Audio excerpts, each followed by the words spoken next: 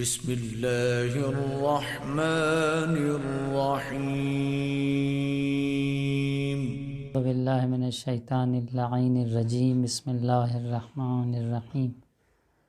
الحمدللہ رب العالمین، الصلاۃ والسلام علی محمد وآلہ الطیبین الطاہرین، لا سیما بقیۃ اللہ المنتظر فی العالمین واللعن الدائم علی اعدائہم اجمعین۔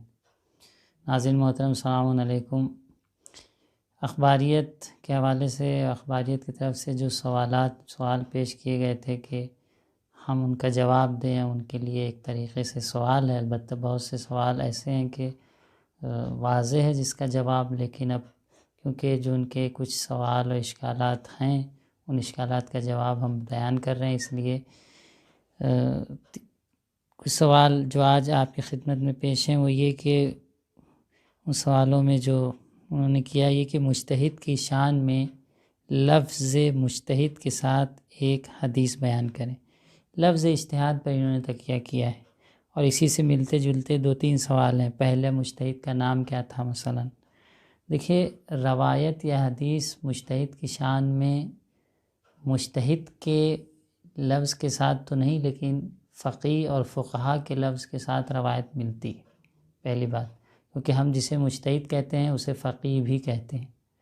تو کیونکہ فقیہ کے ساتھ روایت، فقیہ کے لفظ کے لیے روایت ملتی ہے، تو انہوں نے فقیہ یا فقہا کا لفظ کے بارے میں نہیں سوال کیا، جس کے بارے میں روایت نہیں ہے اسی کے بارے میں سوال کیا۔ دیکھیے، کبھی بھی لفظ پہ ہمیں تکیہ نہیں کرنا چاہیے۔ آج کے دور میں مولوی بولتے ہیں، مولانا بولتے ہیں عالم دین کو، تو کیا مولانا عالم دین کے لیے روایت میں آیا ہے؟ یا لفظ مولوی آیا ہے؟ یا علامہ کسی عالم دین کو علامہ کہا ہو امام نے آیا ہے؟ تو یہ القاب پہ یا لفظ پہ ہمیں غور نہیں کرنا چاہیے، یہ دیکھنا چاہیے کہ اس لفظ یا اس لقب سے مراد کیا ہے۔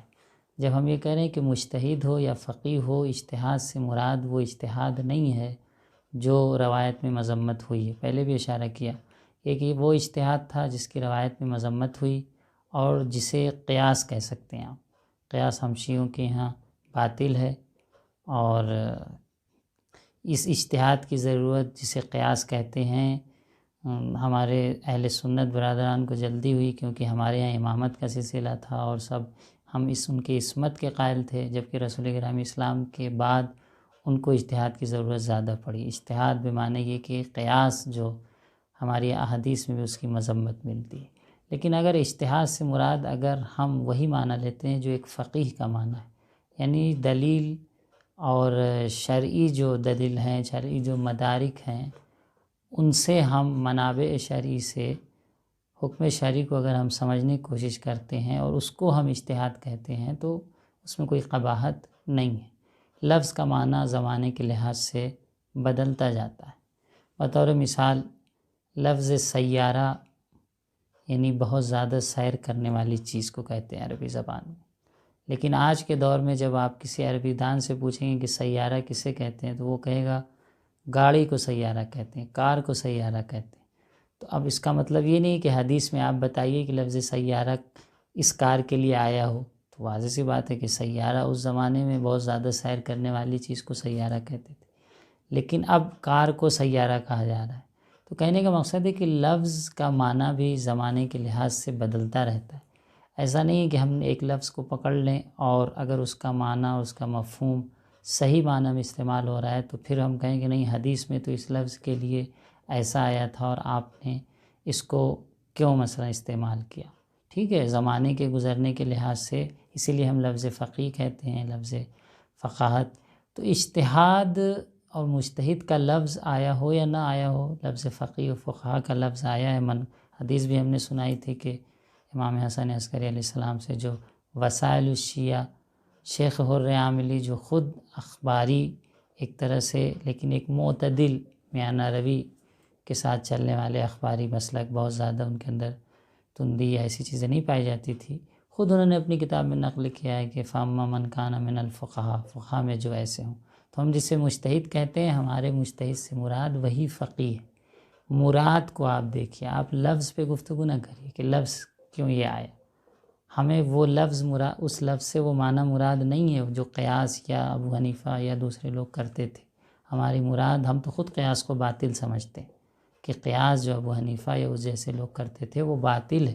اسلام میں قیاس ان الدین اذا قیست، خود چھٹے امام نے کہا کہ ان الدین اذا قیست محقت. عباد ابن تغلب سے کہا تھا کہ دین جب قیاس کی بنیاد پر ہوگا تو میں ہو جائے گا. تو ہماری مراد یقیناً قیاس نہیں ہے. تمام اصولی کتابوں میں آپ دیکھ سکتے ہیں کہ مجتہدین اور ہمارے فقہا نے قیاس کی مذمت کیا. ہمارے اجتہاد سے مراد وہی معقول طریقہ جس سے ہم حکم شرعی کو سمجھ سکیں. تو یہ لفظ اجتہاد کے حوالے سے، یا پہلے مجتہد کا نام بتائیے. خوب یہ جو آپ کے غیبت کبریٰ کے زمانے میں خاص طور پہ شیخ طوسی، شیخ صدوق، شیخ مفید، یہ لوگ جو گزرے ہیں، ہم ان کو مجتہد بھی کہہ سکتے ہیں. کیا فرق ہے؟ آپ انہیں محدث کہیں یا مجتہد کہیں، یعنی جو حکم شرعی کو آپ کے لیے اس کا اسپیشلسٹ ہو اور اس حکم شرعی کو سمجھ کے آپ کے لیے بیان کرے، وہ ہماری مراد ہے. آپ اسے مجتہد کہہ لیجئے، محدث کہہ لیجئے، راوی کہہ لیجئے. الفاظ بدلنے سے معنی نہیں بدلتا.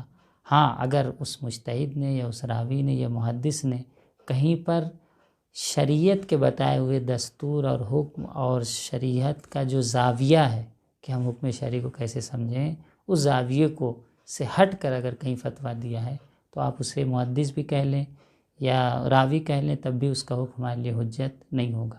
مجتہد یا فقیہ یا راوی یا محدث، اس کا بیان کردہ حکم، چاہے وہ روایت خود بیان کرے حکم کے طور پر یا روایت سے جو اس نے سمجھا ہے وہ بیان کرے. اور اکثر ایسا ہی ہوتا ہے کہ جب ہم کسی عالم سے، یقیناً اخباری حضرات میں ویسے ہی ہوتا ہوگا کہ جب وہاں ان کے جوان یا ان کے مومنین کوئی مسئلہ پوچھنے آتے ہوں گے تو ہر مسئلے میں وہ روایت یا حدیث نہیں پڑھتے ہیں، کہتے ہیں کہ حکم یہ ہے. تو حکم یہ حکم آپ کہاں سے لائے؟ آپ نے حدیث سے سمجھا ہے. تو کہنا ہے کہ آپ نے جو حدیث یا روایت یا جو چیزوں سے سمجھا ہے اس کو آپ لے آتے.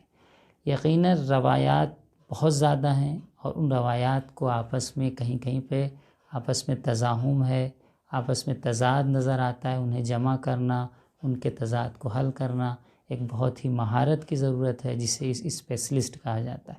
اسی لیے ہم فقیہ یا مجتہد کی تقلید کرتے ہیں کیونکہ وہ اس فن کا ماہر ہے. اس نے پوری عمر، پوری زندگی روایات، قال الصادق، قال الباقر، آیات قرآن کو سمجھنے اور ان کے آپس میں جو تضاد ہیں یا تعارض بظاہر سمجھ میں آتا ہے، کہیں روایت میں کچھ آیا ہے کہیں کچھ آیا ہے، تو ان کو حل کرنے میں اس نے ساری زندگی لگا دی.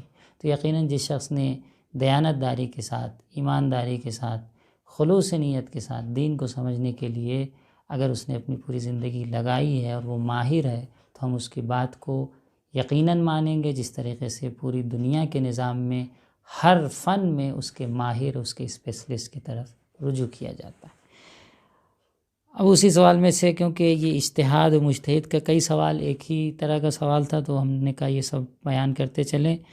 سوال نمبر 3 آپ کے سامنے بیان کیا، اور چوتھے میں یہ تھا کہ پہلے مجتہد کا نام کیا، اور 5واں سوال جو ان کا یہ ہے کہ پہلا مدرسہ جس میں مجتہد نے تعلیم حاصل کی. اب مدرسہ اور تعلیم حاصل کی، مدرسہ کوئی ضروری نہیں ہے تعلیم کے لیے. مدرسہ اس معنی کہ اس کے اوپر لکھا ہوا مدرسہ نہیں. پہلے زمانے میں تو مدرسے بھی نہیں ہوتے تھے. لوگ عالم کے گھر جاتے تھے تحصیل علم کرنے، عالم کے پاس جاتے تھے.